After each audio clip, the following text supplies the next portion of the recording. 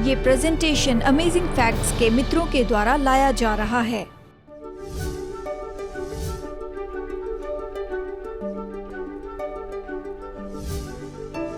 यीशु वहां पर किनारे पर थे।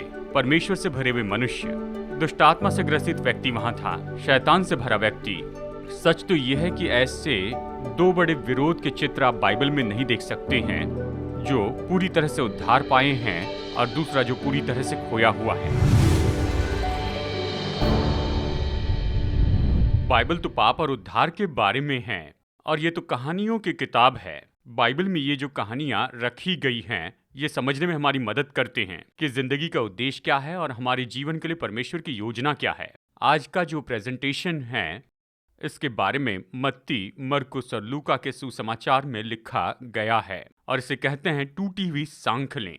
अगर आपके पास बाइबल है तो इसे जरूर देखिए। मैं यहाँ पर इस घटना के बारे में पढ़ रहा हूँ जिसे यहाँ बाइबल में दुष्ट आत्मा की सेना के बारे में कहा गया है। मरकुस अध्याय 5 में वचन 1 से हम इसे देख सकते हैं। ये कहता है, वे झील के पार गिरासेनियों के देश में पहुंचे। जब वो नाव पर से उतरा तो तुरंत एक मनुष्य जिसमें अशुद्ध आत्मा थी कब्रों से निकलकर उससे मिला। वो कब्र में रहा करता था और कोई उसे सांखलों से भी न बांध सकता था, क्योंकि वो बार बार बेड़ियों और सांखलों से बांधा गया था। पर उसने सांखलों को तोड़ दिया और बेड़ियों के टुकड़े टुकड़े कर दिए थे। कोई उसे वश में नहीं कर सकता था। वो लगातार रात दिन कब्रों और पहाड़ों में चिल्लाता और अपने को पत्थर से घायल करता था। वो यीशु को दूर ही से देखकर दौड़ा और उसे प्रणाम किया। यानी ये ऐसा व्यक्ति था जो कि गलत आत्माओं से भरा हुआ था। उसे तो वहां से भाग जाना चाहिए था, पर कहता यीशु के सामने आकर उसने प्रणाम किया। तो चलिए लूका से भी इसे पढ़ते हैं। लूका अध्याय 8 वचन 26 में, फिर वे गिरासेनियों के देश में पहुंचे जो उस पार गलील के सामने हैं। देखिए, ये तो गलील के झील के दक्षिणी पूर्व भाग में है।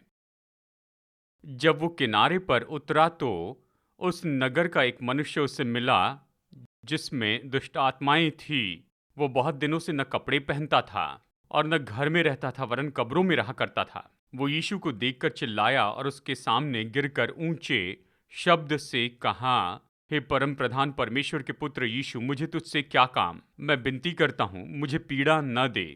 क्योंकि उस अशुद्ध आत्मा को मनुष्य से निकलने की आज्ञा दे रहा था, इसलिए कि वो उस पर बार बार प्रबल होती थी। यद्यपि लोग उसे सांकलों और बेड़ियों से बांधते थे तो भी वो बंधनों को तोड़ डालता था और दुष्टात्मा उसे जंगल में भगाए फिरती थी। यीशु ने उससे पूछा, तेरा क्या नाम है? उसने कहा, सेना, क्योंकि बहुत दुष्ट आत्माएं उसमें बैठ गई थी। और फिर साथ ही आप इसके बारे में मत्ती में भी पढ़ सकते हैं। तो यहाँ पर इस व्यक्ति का चित्र है जो कि बहुत ही दूर चला गया था बाइबल के दूसरे लोगों की तुलना में। ये व्यक्ति तो दुष्ट आत्माओं से भरा था और ये कहता उसने खुद को सेना कहा। यह ऐसे बहुत ही कम समयों में से एक था जहाँ पर यीशु ने दुष्ट आत्मा से बातें की थी। रोमी सेना में उस समय 6000 सिपाही होते थे। एक सेना में, यानी कल्पना कीजिए कि किसी व्यक्ति में हजारों दुष्ट आत्माएं हैं। ये इस व्यक्ति में कैसे समा गई? इस कहानी के बारे में हम सब कुछ देख सकते हैं। ये तो खोए हुए लोगों की दशा बताती है। अध्ययन करने के लिए ये एक अच्छी कहानी है, क्योंकि ये हमें बताती है, यानी ये तो बिल्कुल विपरीत मनुष्य थे। यीशु वहां पर किनारे पर थे, परमेश्वर से भरे हुए मनुष्य। दुष्टात्मा से ग्रसित व्यक्ति था जो दुष्टात्मा से भरा था। देखा जाए तो आप बाइबल में इस तरह के दो अलग अलग व्यक्तित्व नहीं देख सकते हैं, यानी ऐसा व्यक्ति जो पूरा उद्धार पाया है और ऐसा व्यक्ति जो पूरी तरह खो गया है। अब ऐसी जगह पर कैसे पहुंच सकते हैं जहां दुष्टात्माएं परेशान करें? सबको दुष्टात्माएं ऐसी सताती हैं, हमारी परीक्षाएं होती हैं। शैतान ने यीशु की परीक्षा की थी। ये कोई पाप नहीं है कि शैतान ने परीक्षा की, लेकिन उस परीक्षा में गिर जाना पाप होता है। तो हम सब सताए जाते हैं, लेकिन ग्रसित होना अलग बात है। थोड़ा थोड़ा करके जब आप शैतान के साथ खिलवाड़ करते हैं तो कुछ समय के बाद तो आप खुद को उसे समर्पित करने लगते हैं, खुद को देने लगते हैं और वो आपकी जिंदगी में आने लग जाता है। जैसे आप परीक्षाओं के लिए हाँ कहते हैं और इसमें आगे बढ़ते चले जाते हैं तो फिर आप नहीं नहीं कह सकते हैं। शिमशोन के साथ में भी ऐसे ही हुआ था। जब दलीला उसके बल के भेद के बारे में जानना चाहती थी, धीरे धीरे वो खिलवाड़ करने लगा। इसके बजाय कि उससे दूर हो जाए, उससे सावधान रहने के बजाय वो उसके साथ में खिलवाड़ करने लगा। जल्दी उसे भेद पता चला और बाल काट दिए और उसका बल चला गया और वो बंदी हो गया। यही होता है, लोग शत्रु से खिलवाड़ करते हैं और बहुत ही जल्दी सांप से खिलवाड़ करे और वो बड़ा हो जाए तो वो आपको डसेगा। धीरे धीरे इस मनुष्य के जीवन में ऐसा क्या हुआ, लेकिन पूरा नहीं बताया है। वो शैतान से खिलवाड़ करने लगा और शैतान ने उस पर पूरा अधिकार कर लिया। परमेश्वर हमें हमारे पापों से बचाने के लिए आए हैं। इस कहानी में बताई गई अलग बातों को अगर आप देख लें, ये सच में हमें ये बताता है कि खोए हुए लोगों की दशा क्या है। तो चलिए इस सवाल से शुरू करते हैं। आप बताइए, मनुष्य कहाँ रहता था? कब्रिस्तान में। कब्रिस्तान में कौन रहता है? मरे हुए लोग। ये सवाल है, क्या मरे हुए लोग कब्रिस्तान में रहते हैं? आशा है कि वो वहां नहीं जी रहे हैं। देखिए, बाइबल में इस तरह से कहा है, सबोपदेशक अध्याय 9 वचन 5 में, जीवित जानते हैं कि वो मरेंगे लेकिन मरे हुए कुछ नहीं जानते हैं। बाइबल स्पष्ट बताती है कि जो मर गए हैं वो तो सो रहे हैं, शांति से बिना सपने के सो रहे हैं। जैसे यीशु ने कहा, लाजर सो रहा है। जब पुनरुत्थान होगा, जब न्याय होगा, तब लोग जानेंगे कि सच में क्या हो रहा है। ये व्यक्ति कब्रिस्तान में रहता था। ये मृत्यु को दर्शाता है, क्योंकि जब आप में यीशु नहीं होते हैं। ये तो एक सच्ची कहानी है, लेकिन इसका एक अर्थ है। वो खोई हुई दशा को दर्शाता है। बाइबल कहती है, जिसके पास पुत्र है जीवन है, जिसके पास में पुत्र नहीं है तो जीवन नहीं है। तो बताइए क्या है? बाइबल दिलचस्प है। उत्पत्ति की किताब के शुरू के कुछ वचन कितने लोग जानते हैं? आदि में परमेश्वर ने सृष्टि की। कितने लोग उत्पत्ति के आखिरी 5 वचनों को जानते हैं? मिस्र के एक कफन में वाटिका के साथ ये शुरू होता है। अनंत जीवन, जीवन का पेड़, अंत कफन में होता है। ये संसार तो कब्रिस्तान बन गया है। इतनी मृत्यु है, इतना मरना है, इतनी बीमारियां हैं। ये केवल इसलिए कि मनुष्य ने परमेश्वर के वचन पर संदेह किया। शैतान ने कहा, क्या परमेश्वर ने कहा? और जब मनुष्य ने परमेश्वर के वचन की सच्चाई पर सवाल किया तो वो वहां से नीचे घट गया। परमेश्वर हमें छुड़ाना चाहते थे, इसलिए अपने पुत्र को संसार में भेजा 3 मुख्य कारणों के लिए, कि परमेश्वर कैसे हमें दिखाएं। यीशु ने कहा, मुझे देखा तो पिता को देखा है। हम कैसे एक दूसरे से व्यवहार करते हैं, बाइबल कहती है जैसे वो चला वैसे हमें चलना है। यह आदर्श दिया है और हमारे बलिदान के रूप में आए, ताकि हम जिसके लायक थे उसे ले लें, ताकि वो जिसके लायक है उसे हम पाएं। हमें उससे आने के लिए कहना है। ये कब्रिस्तान में रहता था, यानी ये मृत्यु को दर्शाता था। इस मनुष्य के बारे में और क्या पढ़ते हैं? उसने क्या पहना? ज्यादा नहीं, बस सांखलों से बंधा था। इसके बारे में चर्चा करेंगे। बाइबल के अनुसार कपड़े क्या दर्शाते हैं? किसी ने कहा धार्मिकता, लेकिन कपड़े तो आपके चरित्र को दर्शाते हैं।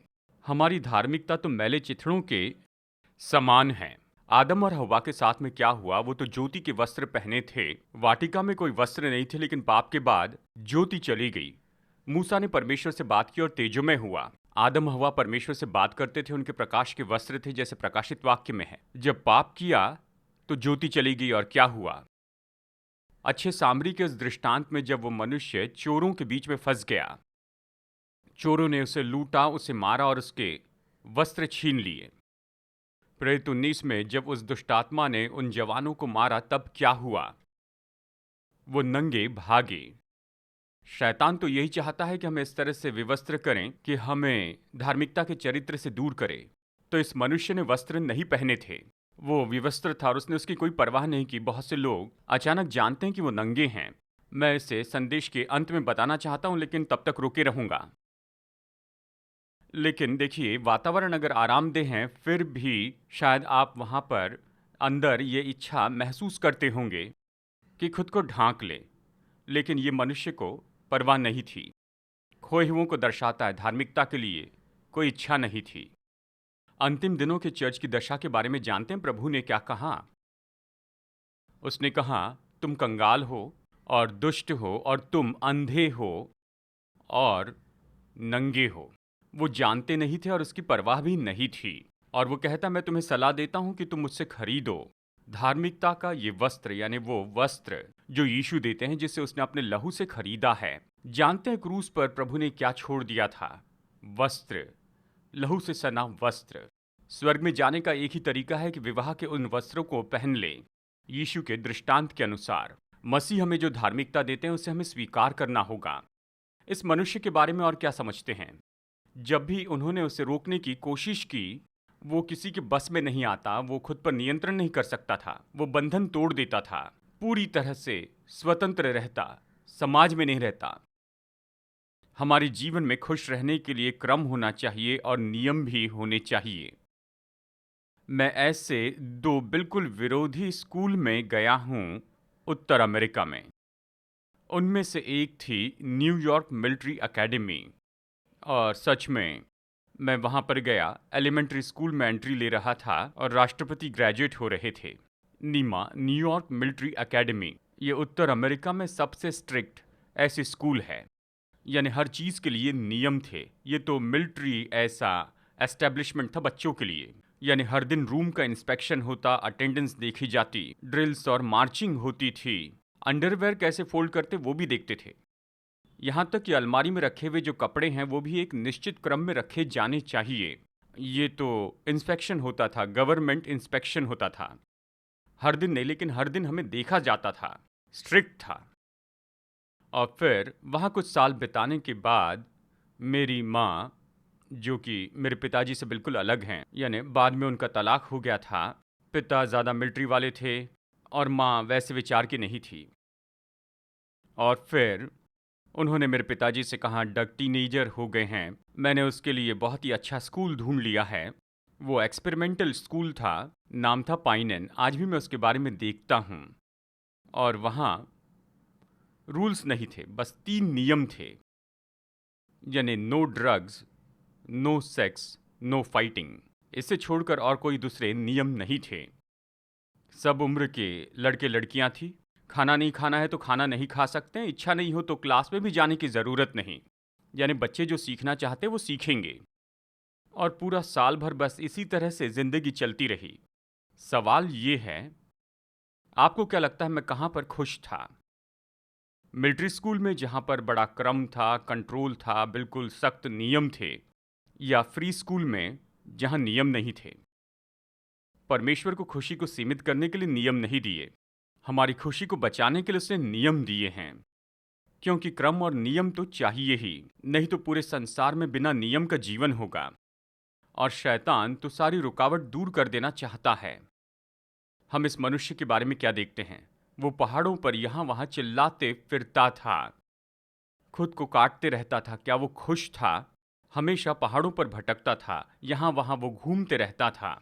दकापुलिस के उस पूरे प्रांत में ये तो रात को चिल्लाता था, शोक करता था, और वो उसकी आवाज़ सुनते, यहाँ तक कि वो पत्थर उठा लेता था और खुद को काटते रहता था, यानी वो तो खुद का नुकसान करते ही जा रहा था। शैतान यही तो चाहता है, वो हमें ऐसे जीवन में लाना चाहता है जहाँ पर हम खुद को नाश कर दें। शैतान ने यहूदा में प्रवेश किया और उसने जाकर आत्महत्या कर ली। परमेश्वर शाऊल से दूर हुए और वो अपनी ही तलवार से मर गया। पाप आपको खुद को नाश करने लगाएगा। यीशु ने कहा, अगर खुद के लिए जियोगे तो उसे खो दोगे, लेकिन परमेश्वर के लिए अपने जीवन को त्याग दोगे तो तुम जीवन पाओगे। ये तो बिल्कुल विरोधी ऐसा सुनाई देता है, लेकिन जीवन में खुशी का भेद तो सब कुछ दे देने में है। आप जो भी है परमेश्वर को देते हैं और वो आपको लौटाते हैं। वो आपको शांति, मार्गदर्शन और उद्देश्य देते हैं। इस व्यक्ति ने पार्टी के जैसे जीवन जीना चाहा, लेकिन वो शैतान का गुलाम बनकर रह गया। कहीं मत जाइए दोस्तों, बस कुछ ही पल में आज का बाकी प्रेजेंटेशन देखने के लिए हम लौट आएंगे।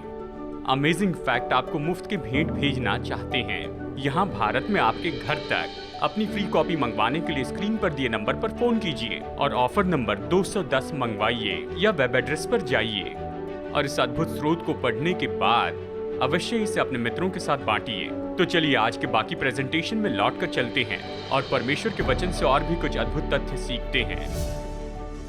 ये सब हमें बताता है कि हमारे लिए शैतान की योजना क्या है। जरा इसके बारे में सोचिए। वो बीच पर थे, यानी चेले वहां थे, शायद अपनी नाव में होंगे कुछ यार्ड्स की दूरी पर, और उन्होंने किनारे पर देखा यीशु वहीं पर थे और यीशु वहां पर से नहीं हटे। वो वहीं पर खड़े रहे क्योंकि वो डरे नहीं।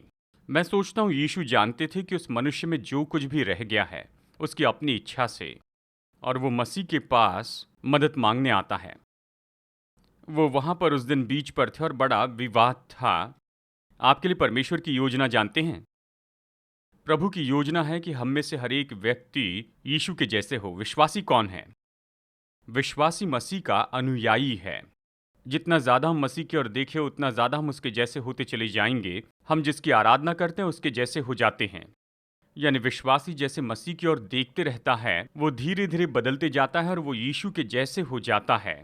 शुरू में ही उद्धार की योजना का उद्देश्य तो परमेश्वर ने मनुष्य को अपने स्वरूप में बनाया। शैतान कोशिश करता है कि मनुष्य में से परमेश्वर का स्वरूप दूर करें। यीशु इसलिए आए कि मनुष्य में परमेश्वर का स्वरूप वापस लाए। अब यहाँ पर एक और चरित्र है।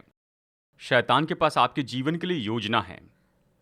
उसकी योजना है वो यही है कि आप में से परमेश्वर के स्वरूप के हर एक बात को दूर कर दें। क्या आप बाइबल में ऐसे व्यक्ति के बारे में सोच सकते हैं जो कि परमेश्वर से दूर हो गया हो इस व्यक्ति जैसे? इस चित्र को देखिए। वो तो नंगा था, जख्मों से भरा था, खुद को काटता था। आपको याद होगी बाइबल की कहानी जब करमेल पर्वत पर एलिया था। झूठे देवता बाल के जो भविष्यवक्ता थे वो अपने ईश्वर को प्रसन्न करना चाहते थे, इसलिए उन्होंने छुरियां निकाली और वो खुद को काटने लग गए। शैतान चाहता है कि हमारे शरीर को नष्ट कर दे और यीशु ने कहा कि तुम्हारी देह पवित्र आत्मा का मंदिर है। ये व्यक्ति जंगली था, विवस्त्र था, दुर्दशा में था, पहाड़ों पर सुअरों के साथ रहता था, लेकिन उस मनुष्य में जो कुछ भी था उसके कारण वो यीशु के पास में आया। शायद आप सोच रहे होंगे, और देखिए निश्चय ही हर एक कहानी में यीशु मसीह ही हीरो होते हैं, लेकिन इस मनुष्य को मैं कहूँगा कि ये तो विश्वास का वीर था, उस लाइन में था। इसलिए नहीं कि वो दुष्टात्मा से ग्रसित हुआ, पर इसलिए कि उसने निर्णय लिया कि उस मनुष्य में जो कुछ भी बाकी रह गया है, जबकि ये सारी दुष्टात्माएं उसके सिर में चिल्लाती थी। जब उन्होंने कहा यीशु ये परमेश्वर का पुत्र है तो अब हम क्या करें, हम निकल जाते हैं। उसकी इच्छा में जो कुछ बाकी था वो मसीह के पास आया, जैसे था वैसे ही।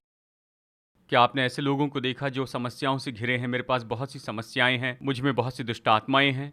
क्या आपने मनुष्य के बारे में ऐसा सुना है या ऐसी बातें सुनी हैं? एक ही व्यक्ति अलग अलग आवाज में बोलता है और आप सोचते हैं क्या परमेश्वर के पास जा सकते हैं? अगर वो व्यक्ति यीशु मसीह के चेहरे को पहचान सकता था, मुझे पता नहीं मैं कैसे उद्धार पाऊं, मुझे पता नहीं कि मैं कैसे बदल जाऊं, मेरी नंगाई के साथ, मेरे बंधनों के साथ, जख्मी और दुष्टात्माओं से ग्रसित होकर भी जैसे था वैसे यीशु के पास आता है। जानते हैं, ये तो अनंत जीवन के लिए कदम है। उसने ऐसा किया इसलिए सब कुछ बदल गया। ये इसलिए नहीं कि उसने पवित्रता के लिए अपने सारे कामों को किया था, लेकिन वो अपनी असहाय दशा में आया था। मैं चुनौती देता हूं, बाइबल में ऐसे एक व्यक्ति का उदाहरण देखिए जो कि इस व्यक्ति से ज्यादा दुष्टात्मा से ग्रस्त हो गया होगा। एक सेना यानी हजारों दुष्टात्मा उस पर नियंत्रण कर रही थी। कैसा ये मनुष्य आजाद हो सकता था? ये बहुत ही दिलचस्प कहानी। अगर प्रभु उसे बचा सकते हैं तो हमें भी बचा सकते हैं। ये मनुष्य तो ऐसा चित्र है जो मनुष्य की खोई हुई दशा के बारे में बताता है। ये खोए हुए संसार को भी दिखाता है। यीशु ने उस आंधी से भरी हुई झील को पार किया और इस एक मनुष्य को बचाते हैं और नाव में चढ़कर वापस चले जाते हैं। मसीह ने पूरे संसार को पार किया। तूफान से भरी हुई झील को पार करके तूफान से भरे प्राण के पास आते हैं और उस मनुष्य के लिए जो किया वो हम सब के लिए करना चाहते हैं। हमारी जिंदगी बदलना चाहते हैं। यानी देखिए, यहाँ पूरा सुसमाचार इस एक अद्भुत कहानी में बताकर रखा गया है। जैसे प्रभु ने उसके बंधनों को तोड़ा, उसे आजाद किया, उसे शुद्ध किया, उसे ढाका और उसे आज्ञा दी, वो हम में से हर एक के लिए यही करना चाहते हैं। अब शायद आप इस बात को न जाने, पर यह एक सच्ची कहानी है। 2000 साल पहले हुई और आज भी ये सच्ची कहानी है। और ये कहानी तो मेरे लिए बहुत ही अनमोल है, क्योंकि मेरी दशा ऐसी थी। मैं भी पहाड़ों पर रहता था, विवस्त्र, ड्रग्स लेता था। मैं ऐसे जवानों में से एक था जो गलत लोगों के साथ में जुड़ गया था। माता पिता का कई बार तलाक हुआ। मेरे एक भाई थे जो बहुत बीमार रहते थे। बस मैं ड्रग्स लेने लगा और बलवा करके अपनी ज़िंदगी का उद्देश्य ढूंढने लगा। अपराध में जुड़ गया था। मैं एक बड़े शून्य के जैसे पहाड़ों पर ही रहता था, पागल व्यक्ति जैसे। वहां गुफा में मुझे एक बाइबल मिली। विश्वासियों से विवाद करने के लिए बाइबल पढ़ना चाहता था, और जब मैं बाइबल पढ़ने लगा और जैसे मैंने बाइबल की ये कहानियां पढ़ी, मैंने जाना कि इसमें सामर्थ है। वैसे तो मैं नास्तिक था, इस पर विश्वास करना नहीं चाहता था, लेकिन इस किताब में आकर्षित करने वाली बात थी। मैंने देखा कि ये मुझे बदल रही है, और मैं उस समय तो ड्रग्स, शराब और सिगरेट्स पिया करता था। मुझे बड़ी समस्या थी। मैं बदलते गया, और जैसे धीरे धीरे मैं यीशु के पास आने लगा, मेरी कमजोरियों के बावजूद आते रहा, और वो मुझे बदलते रहें। वो मुझे बदलने लगे। वो अभी भी मुझ में काम कर रहे हैं।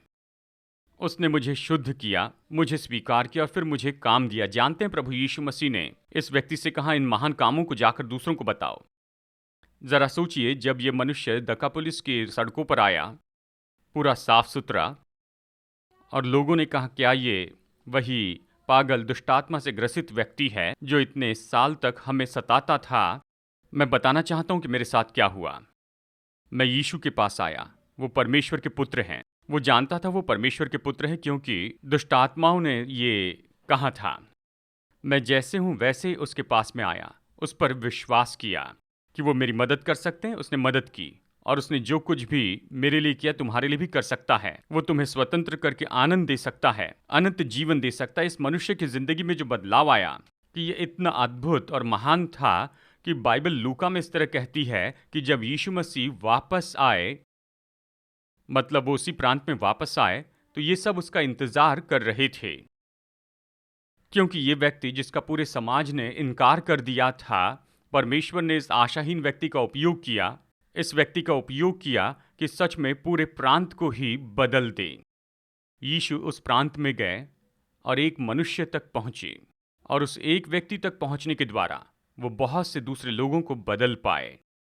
दोस्तों, ये केवल सच्ची कहानी ही नहीं, प्रभु ने मेरे जीवन में ऐसा किया, क्योंकि जो भी मेरे जीवन में हुआ ये तो बहुत अद्भुत है। 40 साल पहले मैंने अपना हृदय प्रभु यीशु मसीह को वहां उन पहाड़ों में दे दिया। मैं मानो इसी व्यक्ति के जैसे भटकता रहा, पर यीशु के पास आया। उसने मुझे बदल दिया, और मैं लोगों को बता रहा हूं कि प्रभु ने मेरे लिए क्या किया है। मुझे अभी भी इस पर विश्वास नहीं होता। मैं तो बस ऐसे ही लोगों को बताता था, लेकिन अभी लोग मुझे बुला रहे हैं, और हर एक विश्वासी को यही तो करना चाहिए। हमारे पास केवल 2 चुनाव हैं, बस एक तो यीशु मसीह है या शैतान, परमेश्वर है या फिर शैतान है, एक तो ज्योति है या फिर अंधकार है। वैसे उसके बहुत से नाम हैं। यीशु ने उसे संसार का हाकिम भी कहा, शैतान, लूसीफर और अपोलियोन, एल्जबब, अंधकार का स्वामी, भरमाने वाला। इस संसार में निश्चय ही बुरी ताकतें हैं, ये बात सच है, और आपकी सुरक्षा एकमात्र है इन सारी परिस्थितियों में कि यीशु को अपने दिल में रखें। आप शत्रु से अपने आप नहीं लड़ सकते हैं। यीशु ने कहा, जो मेरे साथ नहीं वो मेरे विरुद्ध में है। शैतान बाहर चोरी करने, घात करने और नाश करना चाहता है। वो हमें गुलाम बनाना चाहता है कि हम खुद को नाश कर दें। शैतान ये इसीलिए कर रहा है। शैतान गिरने के पहले परमेश्वर को जानता था, परमेश्वर से प्रेम करना जानता था, परमेश्वर प्रेम है पता था, और शैतान तो इस बात को पसंद नहीं करता है कि परमेश्वर हमसे प्रेम करते हैं। हमें चोट पहुंचाकर शैतान परमेश्वर को दुखी करना चाहता। माता पिता को सबसे ज्यादा दुख कब होगा? बच्चे को चोट लगने पर ही ना। शैतान जानता है परमेश्वर ने जगत से प्रेम रखा। परमेश्वर आपसे इतना प्रेम रखते हैं कि उसने अपना इकलौता पुत्र भेज दिया ताकि हम नाश ना हो, और वो चाहते हैं हम अनंत जीवन पाए, पर हमें आना होगा। ओ पास्टर डग, मुझे ये समस्याएं हैं, मेरे ये बंधन है, मैं इसमें कमज़ोर हूँ, ये मेरे बुरी लतें हैं, मेरी आदतें हैं, मैं यीशु के पास कैसे आऊँ? क्या आपको लगता है मसीह के पास ना आने के लिए आपके पास में बहाना है? ये व्यक्ति तो जैसे था वैसे आया, तो क्या कोई भी आ सकता है? अगर यीशु मसीह ने उस व्यक्ति को स्वीकार किया, क्या वो आपको नहीं स्वीकार करेंगे? और ये सभाएं, इसी के बारे में हम आपको प्रोत्साहित करते हैं। इन कहानियों के द्वारा आपको दिखाना चाहते हैं बाइबल की कहानी, बाइबल में विश्वास के ये पोर्ट्रेट कि परमेश्वर के वचन से आपकी ज़िंदगी बदल सकती है। पता नहीं कि आप कहाँ पर हैं यीशु के साथ के अपने संबंध में। आप जो हमें देख रहे हैं, शायद कुछ लोग पहले प्रभु के पास में आ चुके हैं, या इतने साल में आप दूर चले गए हैं या प्रभु को छोड़ चुके हैं। शैतान ने फिर आप पर बंधन डाल दिए हैं और आपके सिर में ये सारी आवाज़ें आती हैं, आप जैसे वैसे आ सकते हैं और वर्तमान से बढ़कर और कोई समय नहीं है। प्रभु यीशु मसीह उस किनारे पर केवल कुछ घंटे तक थे और उसके बाद में चले गए। लेकिन उस समय में उस मौके को देखकर वो मनुष्य आया। जब उसने यीशु को देखा तो जैसा था वैसे ही आया। और आप सब लोग अभी निर्णय ले सकते हैं कि आप जैसे हैं वैसे यीशु के पास आना चाहेंगे।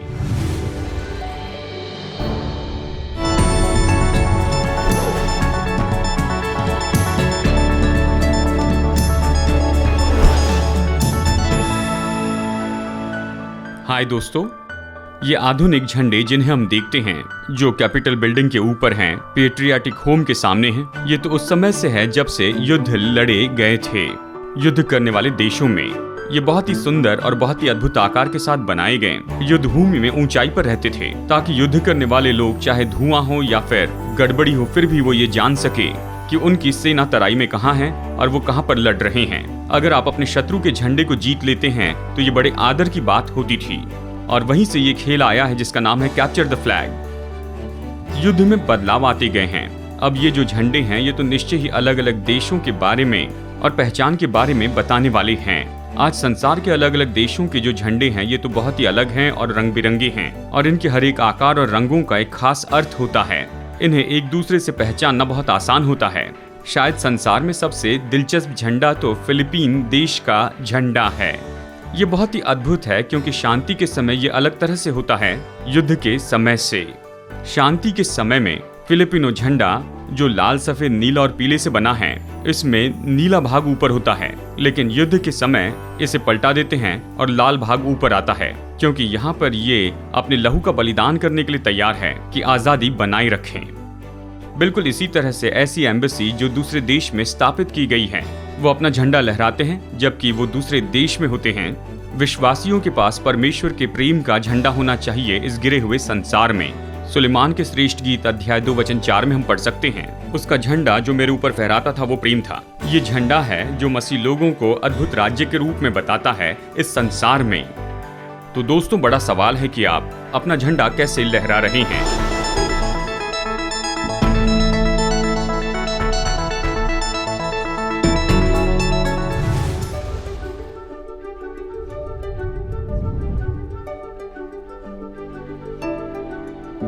आज के फ्री ऑफर को मंगवाइए, ये आपके लिए एक आशीष है।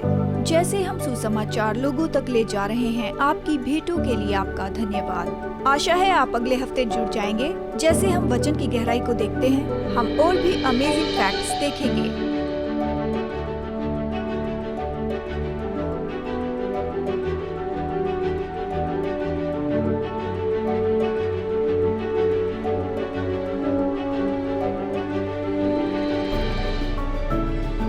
ये प्रेजेंटेशन अमेजिंग फैक्ट्स के मित्रों के द्वारा लाया गया।